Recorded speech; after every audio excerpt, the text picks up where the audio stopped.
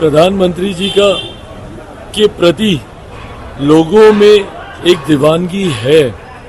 लोग चाहते हैं, बिहारी खासतौर पर। बिहार के युवा को, बिहार के लोगों को इतना मूर्ख मत समझिए। आपने जो 2014 में या 2019 में जो आपने वादा किया था, वो वादा पूरा किए कि नहीं किए, वो हमारे बिहार के युवा को बताइए कि आपने कहा था कि 2 करोड़ नौकरी देंगे हर साल, वो पूरा किए कि नहीं किए। कि हमारे प्रधानमंत्री जी इतना समय बिहार को दे रहे हैं, ना सिर्फ चुनाव के वक्त बल्कि चुनाव से पहले भी उनके जो कार्यक्रम हुए। देखिए, प्रधानमंत्री जी का के प्रति लोगों में एक दीवानगी है। लोग चाहते हैं, बिहारी खासतौर पर प्रधानमंत्री जी को बहुत चाहते हैं। ऐसे में प्रधानमंत्री जी जितना यहाँ पर आएंगे उतना हमारे गठबंधन को लाभ होगा। और हम बार बार कहते हैं कि 40 की 40 सीटें हम लोग जीतेंगे। मार्जिन प्रधानमंत्री जी के आने से हमारा बढ़ता जाएगा। सवाल पूछे 10 और भ्रष्टाचार, वंशवाद, परिवारवाद पे कब मुंह खोलेंगे प्रधानमंत्री? प्रधानमंत्री हर उस विषय पर अपनी बातों को रखते हैं जो जनता से जुड़े हुए हैं, जो चुनाव के वक्त रेलेवेंट है। ऐसे में प्रधानमंत्री जी की बातों का ही असर है कि 14 से बड़ी जीत 19 में, 19 से बड़ी जीत अब हम लोग 24 में देखने जा रहे हैं। गठबंधन के नेता है, वो आरोप लगा रहे हैं प्रधानमंत्री पर और कह रहे हैं कि हार रहे हैं, इसीलिए बार बार बिहार आ रहे हैं। ये आरोप 14 में भी लगते रहे, 19 में भी लगते रहे। इवेंचुअली हारा कौन है ये सबको पता है। 14 के भी परिणाम हम लोग के सामने, 19 के भी। और अब बहुत दिन की अब बात नहीं है, महज 1.5 महीना और बचा है। 4 जून को अपने आप जब रिजल्ट सामने आएंगे, दूध का दूध पानी का पानी हो जाएगा। हो गया, देख लीजिए इधर। का इस्तेमाल देश के प्रधानमंत्री है।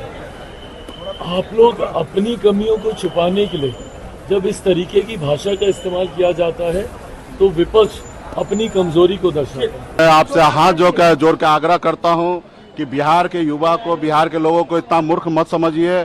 आपने जो 2014 में या 2019 में जो आपने वादा किया था, वो वादा पूरा किए कि नहीं किए, वो हमारे बिहार के युवा को बताइए कि आपने कहा था कि 2 करोड़ नौकरी देंगे हर साल, वो पूरा किए कि नहीं किए, कितना पूरा किए। थोड़ा कम भी किए होंगे तो बता दीजिए कि कितना कम किए हैं। और आपने कहा था विदेश से काला धन लाएंगे, वो आया कि नहीं आया, और नहीं आया तो कितना नहीं आया और कितना बिहार इंडिया से चला गया, उसके ऊपर बताइए। किसान को आई दुगुनी करनी थी, वो आपने किया कि नहीं किया, वो बताइए। बिहार को विशेष पैकेज देना था, वो आपने दिया कि नहीं दिया, वो बताइए।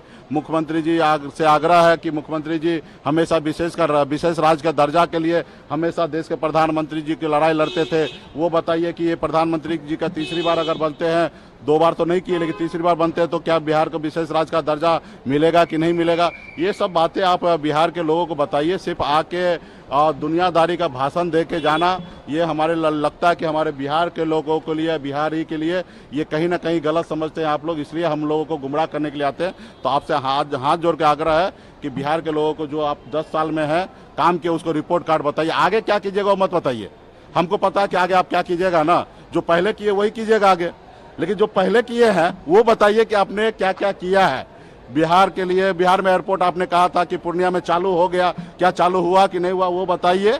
तो ये तमाम चीजें जो है, जो खास करके बिहार के लोगों को, बिहार का तरक्की का बात जो हो उसके बारे में बात कीजिए। सिर्फ इधर आके भाषण और राशन मत दीजिए।